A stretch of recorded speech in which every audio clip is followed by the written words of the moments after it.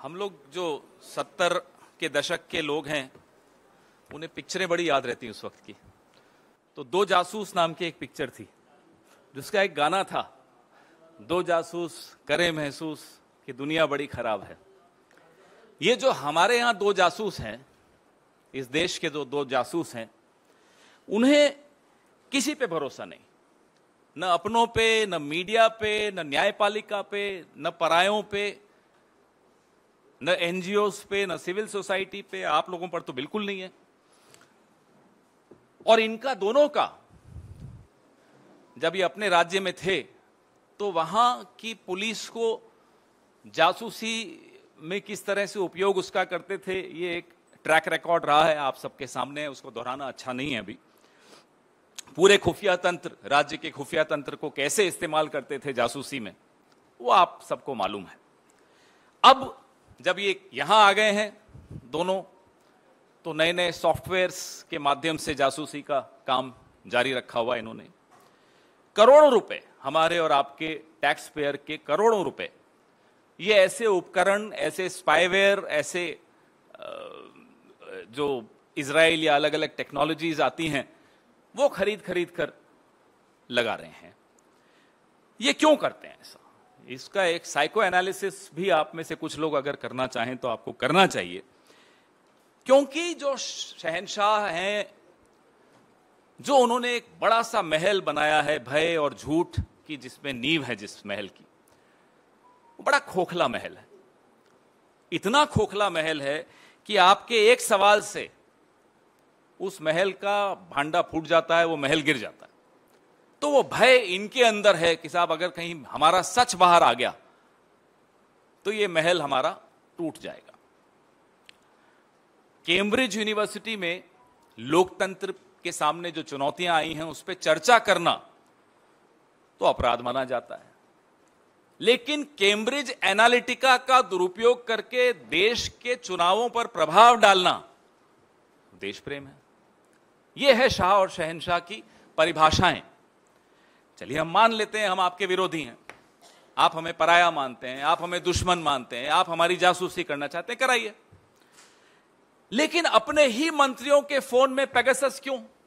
अरे आपके मंत्री हैं किस काम के कि उनके फोन में आपको कुछ मिल जाएगा? हाँ, इतना मालूम पड़ जाएगा कि कहीं वो उद्घाटन करने नहीं जा रहा हो अकेले, कहीं रिबन काटने कहीं स्मृति जी नहीं चली जाएं, या निर्मला जी नहीं चली जाएं, या पीयूष गोयल जी नहीं चले जाएं, या अश्विनी वैष्णव जी नहीं चले जाएं। इससे ज्यादा तो आपको अपने मंत्रियों से उम्मीद भी नहीं करनी चाहिए कि कुछ वो होगा उनके पास। आपने छोड़ा क्या है उनके पास? तो आप अपने ही मंत्रियों, अपने ही देश के पत्रकारों, अपने ही देश के विपक्ष, अपने ही देश की न्यायपालिका, अपने ही देश के लोगों के खिलाफ करोड़ों रुपए इसी देश का पैसा उपयोग करके, दुरुपयोग करके लगाते हैं और जासूसी करते हैं। पहले कैम्ब्रिज एनालिटिका तो मैंने जिक्र किया, उससे पहले अगर आपको याद हो फरवरी में मैंने ही इस पर प्रेस वार्ता की थी। टीम जॉर्ज, मैं और सुप्रिया जी ने यहां बैठकर प्रेस वार्ता की थी, मुझे याद है। इजराइल के जो हैकर्स हैं उनका उपयोग करने की आरोप इन पर लगा। पेगासस की जब मामला बहुत आगे बढ़ गया, और आपको याद है कि सुप्रीम कोर्ट की टिप्पणी भी आपको याद है कि सरकार ने कमेटी के साथ सहयोग नहीं किया, और आज भी वो सील्ड कवर में बंद है। पेगासस जब बहुत बदनाम हो गया तो जो मिनिमम गवर्नेंस मैक्सिमम सर्वेलेंस वाली सरकार है, ये अब नया स्पाईवेयर मार्केट में ढूंढ रही है, और आरएफपी भी इन्होंने निकाला हुआ है एक पर्टिकुलर डिपार्टमेंट ने। ये कॉग्निटो नाम है इसका। तो कॉग्निटो के माध्यम से, कॉग्निटो इसलिए कि इसके बारे में ज्यादा जानकारी नहीं है, कहीं ज्यादा ब्लैकलिस्ट नहीं हुआ, इस पर आप लोगों ने या किसी ने ज्यादा लिखा नहीं।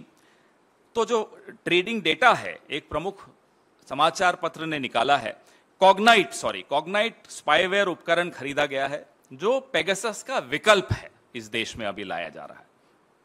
और पेगासस की जो प्रणाली है उसकी तुलना में इसका प्रोफाइल इतना हाई प्रोफाइल नहीं है कि जिसके बारे में बहुत चर्चा हो गई हो देश में या विश्व में। लेकिन जो अमेरिकन लॉ फर्म है एक, मैं आपको ये भेज भी रहा हूं, जो उनका कोट है कॉग्नाइट के विषय में, वो मैं पढ़ के आपको जरा सुनाना चाहता हूं कि वो कॉग्नाइट को वो क्या परिभाषा इन्होंने दी है।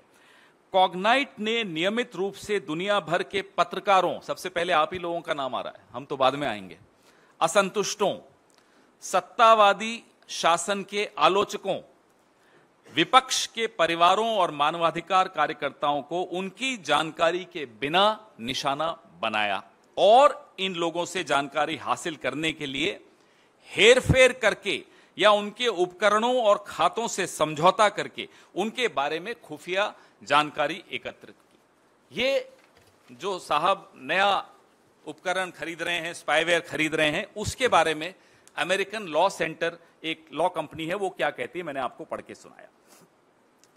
120 मिलियन यानी कि 986 करोड़ का इस पर सार्वजनिक धन खर्च होगा।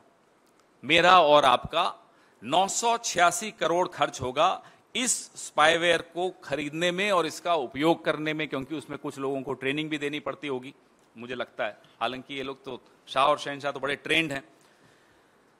हम यह जानना चाहते हैं, सरकार से पूछ रहे हैं कि क्या कॉग्नाइट से कुछ संचार उपकरण आप लोगों ने खरीदे हैं तो किस मंत्रालय द्वारा खरीदे गए हैं, उस पर कितना खर्च आया है, और इसी संदर्भ में, इसी प्रक्रिया को आगे बढ़ाते हुए क्या एक नए स्पाईवेयर को आप अंतिम रूप देने के लिए विचार विमर्श कर रहे हैं, और अगर कर रहे हैं तो किस स्तर पर कर रहे हैं, और खास तौर पे ऐसा स्पाईवेयर जिसकी जानकारी अभी सार्वजनिक क्षेत्र में कम है। और रिक्वेस्ट फॉर प्रपोजल RFP क्या इशू कर दिया है किसी मंत्रालय ने? अगर हां तो वो कौन सा मंत्रालय है?